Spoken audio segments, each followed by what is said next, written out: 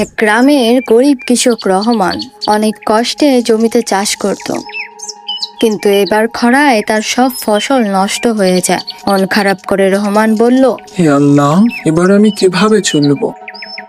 হঠাৎ আকাশ থেকে একটি দয়ালু পরী নেমে এলো।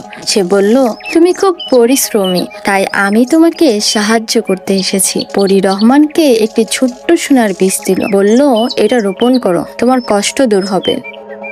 রহমান বীজটি রোপণ করলো। পরদিন সকালে সে দেখলো এক বিশাল সোনালী গাছ উঠেছে, যার ফল বিক্রি করে সে আবার চাষাবাদ শুরু করলো।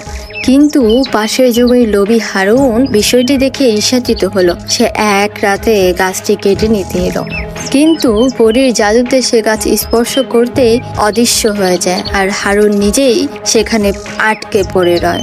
পরী এসে বলল, লোভ আর হিংসা কাউকে ভালো ফল দেয় না। রহমান পরে হারুনকে মাফ করে দেয় এবং তাকে কাজ শেখায়। তোমাদের জন্য শিক্ষা হলো, লোভ ও হিংসা মানুষকে সর্বনাশ করে, আর ক্ষমা ও ভালোবাসা সমাজকে সুন্দর করে।